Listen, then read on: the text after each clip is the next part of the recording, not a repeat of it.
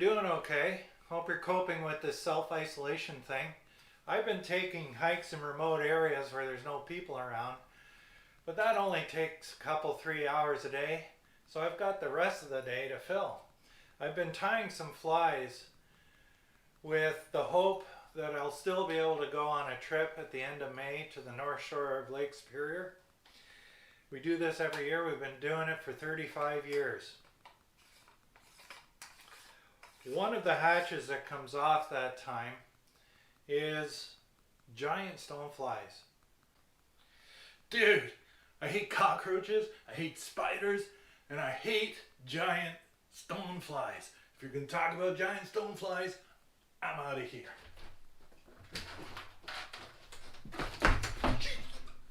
Oh, the robin.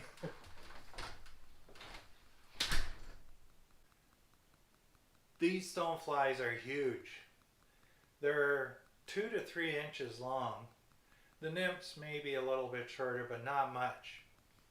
One thing that I found that's kind of crazy is they seem to like a really large variation of the prince nymph. Why, I don't know. It kind of looks like the giant stonefly nymphs that are up there, but the colors aren't quite right. Especially the bead head that they seem to prefer. The bead head is red. Go figure. The other variation that we started putting on it, mostly because we ran out of goose biots, we started using just round rubber legs. So on the back we use a black rubber leg tail, and for the white biots that are usually on the back of it, or the horns, whatever you want to call them, we've been using white wiggly legs, rubber legs. So I'd like to tie this variation for you, because if you ever are fishing up on the North Shore or anywhere where these giant stoneflies are, you might want to give this a shot, because it is absolutely killer up there. So let's go tie a few.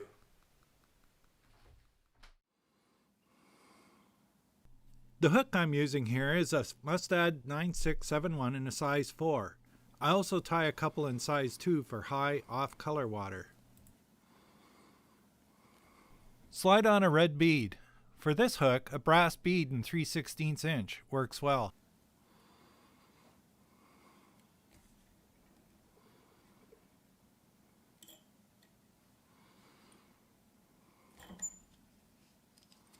Next, grab some lead or lead-free wire. The labels on my spools are long gone, so I just look for a diameter that is slightly under that of the hook wire.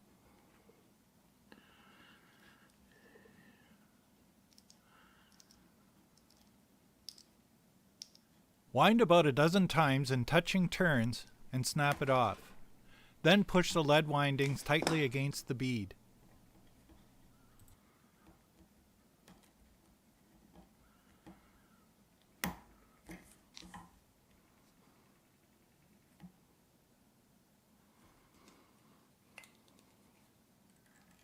The thread being used here is a uni 6/0 in an olive dun color.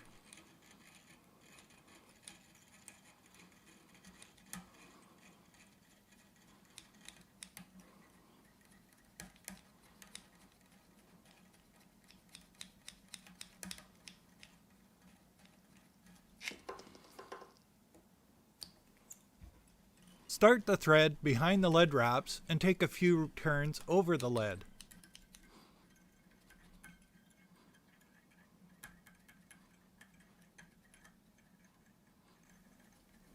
Now build up the thread behind the lead wraps to create a nice tapered underbody.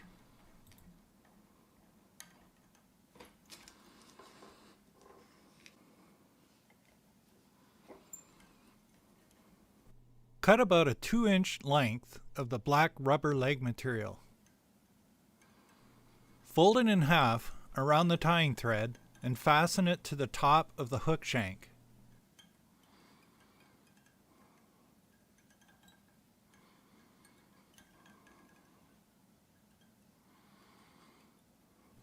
Now bind each half on each side of the hook shank.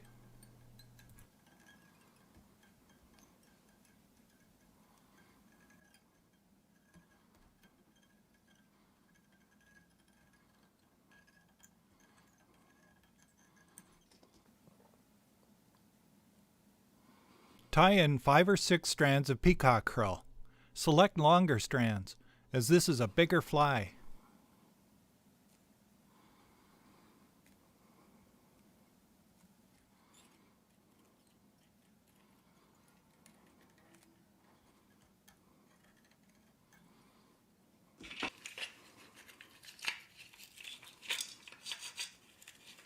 Choose your ribbing material. I like oval tinsel and gold for this pattern, but you can use flat tinsel or thicker gold wire.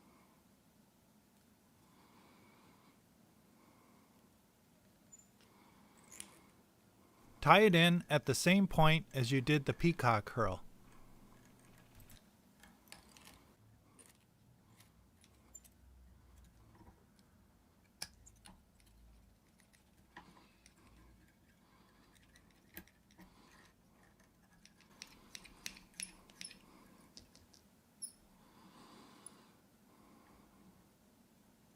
With your thread positioned behind the bead, gather all of your peacock curl together and wind the bunch forward in touching turns.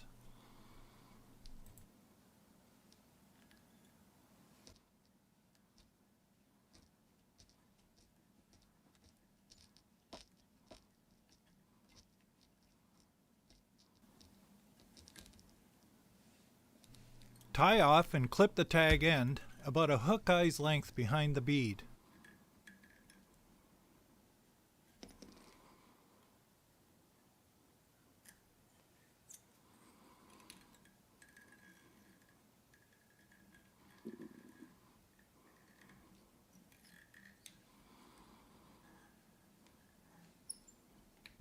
Spiral your rib forward over the body in even, open turns. Be sure to counterwind it in the opposite direction that you did the hurl. This helps protect the fragile peacock curl.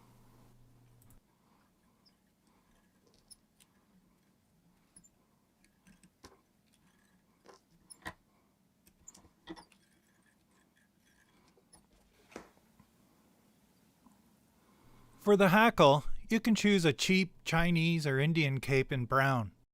I believe this one is described as Royal Coachman brown.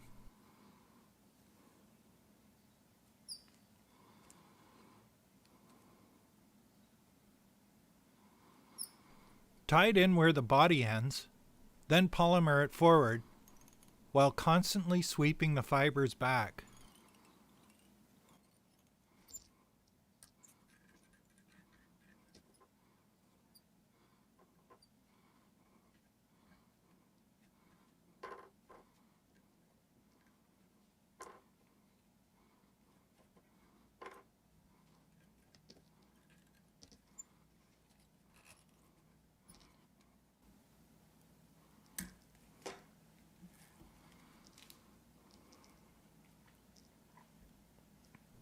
Once you've tied off and clipped the tag end of the hackle, push the hackle fibers down on each side and at the same time sweep them rearward. Hold them in this position while you take a few thread wraps to secure them in place.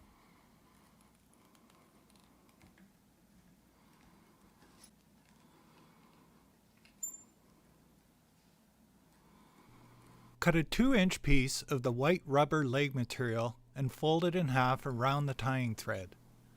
Fasten it on top of the hook, just behind the bead.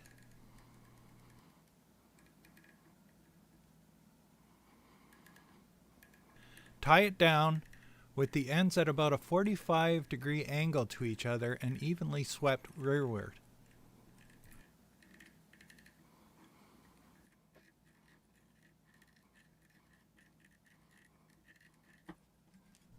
Create a nice thread color, whip finish, and cut the thread.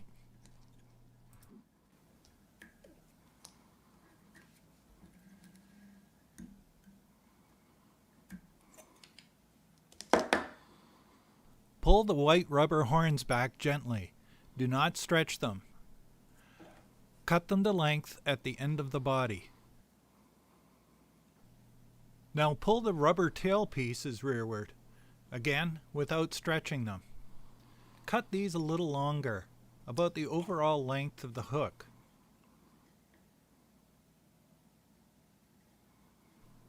And there you have it, the North Shore Prince Nymph.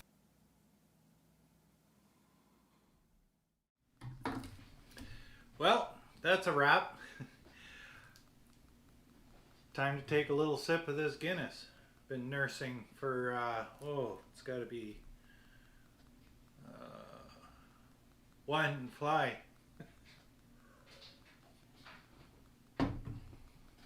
Normally I save the can so I can show you the can, but one of my buddies told me that you should pour your beer into a glass because then you get the olfactory experience as well as the taste in your mouth.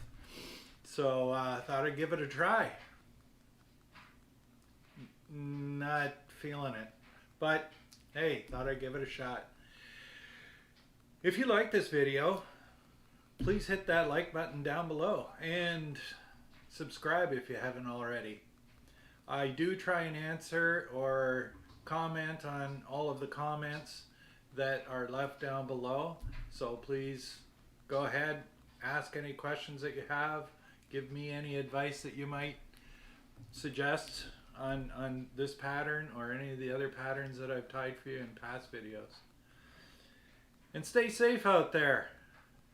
Stay away from people. Stay home. Have a beer. Or 2. Or 3. Whatever gets you through the day. Cheers.